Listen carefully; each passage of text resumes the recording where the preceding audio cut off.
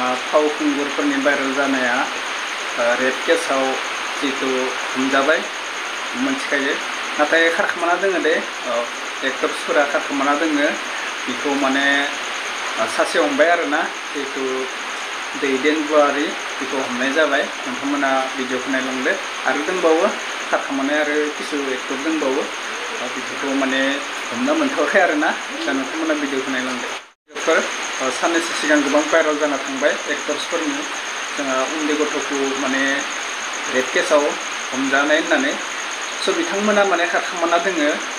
हमना मोनाखैमोन बेनिनो साब्रै ना साबामोन एक्टरफोरा स' दायो सासे हमबाय होननानै निउसाव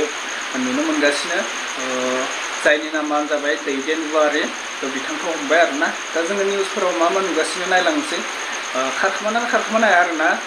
दायनिगिरिखौ मावनानै सोरबा खारखोमाना थानो हागोन बेबायदि नङा माने गोबाव दोंबाबो हमजाखायो आरोना रेप केस नालाय दा हमजाखागोन नौनिफोरा प्रेसार होगासिनो दोङो बेफोरखौ दायो मा जाखो मा बुंखो निउसफोराव जों नायलांसै आरोना हरावनो भिडिअ बानायनाय जाबाय आरोना आङो नैबे भिडिअखौ नायलांसै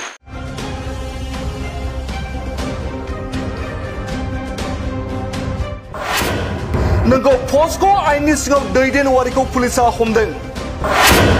फेस्ला फावखुंगुर दैदेन औवारिखौ पुलिसा हमनानै क'क्राझार कर्टआव थिसनदों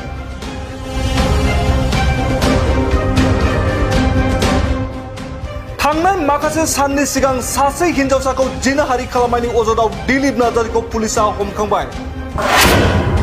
नाथाय बे जाथायावनो लोब्बा थानाय गुबुन सासे हिर' दैदेन औवारिखौ पुलिसा हमनानै दिनै कर्टआव थिसनबाय मख'नाया गोनांदि हिनजावसाखौ जिनाहारि खालामनायनि अजदाव बर' सुंद' सावथुननि साब्रै फावगिरिफोर फारियै अनिल कुमार नार्जारि सुबर्ण बसुमतारी दैदेन औवारि आरो दिलीप नार्जारिनि हेंथायै पस्क' आयेननि सिङाव केस थिसनदों नखरनि अजद आरो गसर थिसननायजों साब्रै फावगिरिफोरनि गेजेराव दासिम सानै दिलीप नार्जारि आरो दैदेन औवारिखौ हमनो हाबाय पुलिसा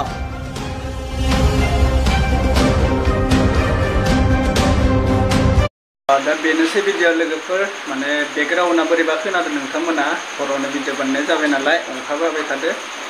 खोनाय मोनो स' लोगोफोर माने नोंथांमोना निउसाव नुखाबाय खोनाखाबाय जोङो गोबां भाइरेलनि सायावनो दावराव जागासिनोमोन बिथां फावखुंगुरफोरनि दायो POCSO नोंथांमोना मोनथिखायो केसाबोथ' बिराद गिदिर आरोना ओरैबायदि जाहैबाय बिथांमोनाबो माने जुलि जानानै